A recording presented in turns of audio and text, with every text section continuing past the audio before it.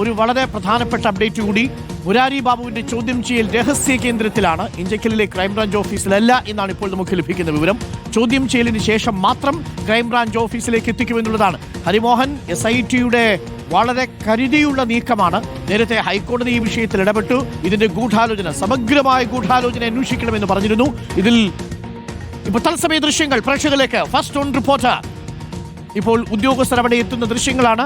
Crime branch ഓഫീസിലേക്ക് അവിടെ SP ശശിധരനും സുജിത്തും അടക്കമുള്ള ആളുകൾ എത്തുന്നുണ്ട് എന്നാണ് നമ്മൾ മനസ്സിലാക്കുന്നത്.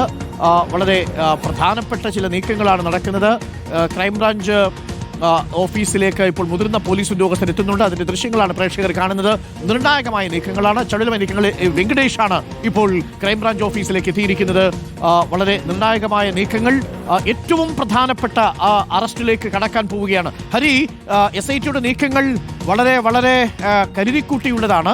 SIT ഇപ്പോൾ രഹസ്യ കേന്ദ്രത്തിൽ വെച്ചാണ് ഹരിമോഹൻ ഈ മുരാരിയെ ചോദ്യം ചെയ്യുന്നത്.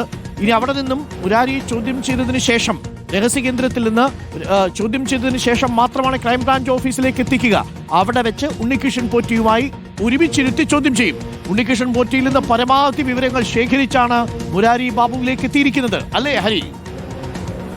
തീർച്ചയായിട്ടും വരും. ഇതിൽ ഇനിയിപ്പോഴുള്ള സാധ്യതകൾ എന്ന് പറയുന്നത്, ഇപ്പോൾ നിലവിൽ മുരാരി ബാബുവിനെ എത്തിച്ചിരിക്കുന്ന രഹസ്യ കേന്ദ്രം അതെവിടെയാണെന്നുള്ളത് പ്രത്യേക അന്വേഷണ സംഘത്തിന് മാത്രമേ അറിയുകയുള്ളൂ. അത്രത്തോളം രഹസ്യ സ്വഭാവത്തോടുകൂടി, ജാഗ്രതയോടുകൂടിയാണ് ഇതിനെ കൈകാര്യം ചെയ്തിരിക്കുന്നത്. ഇന്നലെ മാധ്യമ ശ്രദ്ധ ഒഴിഞ്ഞ ശേഷം മാത്രമാണ് രാത്രി 10 മണിയോടുകൂടി മുരാരി ബാബുവിനെ വീട്ടിൽ നിന്ന് കസ്റ്റഡിയിലെടുക്കുന്നത്. അതിനുശേഷമാണ് ഈ രഹസ്യ കേന്ദ്രത്തിലേക്ക് എത്തിച്ചുകൊണ്ട് ചോദ്യം ചെയ്യുന്നത് എന്നുള്ള വിവരമാണ് ലഭിക്കുന്നത്. ഒപ്പം തന്നെ ഏറ്റവും പ്രധാനപ്പെട്ട കാര്യം എന്ന് പറയുന്നത്, ഇന്നൊരു പക്ഷേ അറസ്റ്റ് രേഖപ്പെടുത്തി നേരിട്ട് കോടതിയിലേക്ക് കൊണ്ടുപോകാനുള്ള സാധ്യത കൂടി ഈ ഘട്ടത്തിൽ കാണുന്നുണ്ട്.